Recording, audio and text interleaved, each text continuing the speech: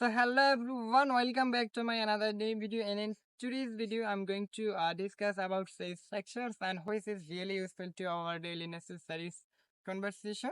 So without any kinds of delays, let's get started. So সুপ্রিয় দর্শক মণ্ডলী আপনাদের সবাইকে সুস্বাগত জানিয়ে শুরু করতেছি আজকের এই ভিডিও এবং এই ভিডিওতে আমরা জানতে চলেছি একটি গুরুত্বপূর্ণ গঠন প্রণালী নিয়ে যেটি আমাদের দৈনন্দিন কথাবার্তায় খুবই প্রয়োজনীয়। চলুন কোনো বিলম্ব ছাড়াই শিখে আসি সেই সব গঠন প্রণালী। তো আমাদের দৈনন্দিন কথাবার্তায় আমরা মাঝে মধ্যে বলে থাকি, তোমার একজন গায়ক হওয়া উচিত ছিল, তোমার অনেক টাকা পয়সা থাকা উচিত ছিল, তোমার একটি গাড়ি থাকা উচিত ছিল, তোমার একজন খেলোয়াড় হওয়া উচিত ছিল, তোমার একজন ডাক্তার হওয়া উচিত ছিল। তো আমরা এই কথাগুলো কিভাবে সঠিক হয়েতে ইংলিশে বলতে পারি আজকে শিখে আসবো, এবং এই কথাগুলোকে আমরা একটি সুনির্দিষ্ট স্ট্রাকচার বা গঠন প্রণালী মেনে বলতে পারি।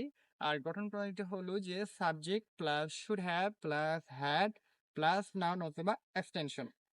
যেমন তোমার একটি গাড়ি থাকা উচিত ছিল, so you should have had a car. তোমার অনেক টাকা থাকা উচিত ছিল, so you should have had a lot of money. আপনার একজন গায়ক হওয়া উচিত ছিল, you should have had a singer. তোমার একজন খেলোয়াড় হওয়া উচিত ছিল, so you should have had a player. তো no more today, and thank you for watching my video. I will come back with another new video. Till then, stay safe.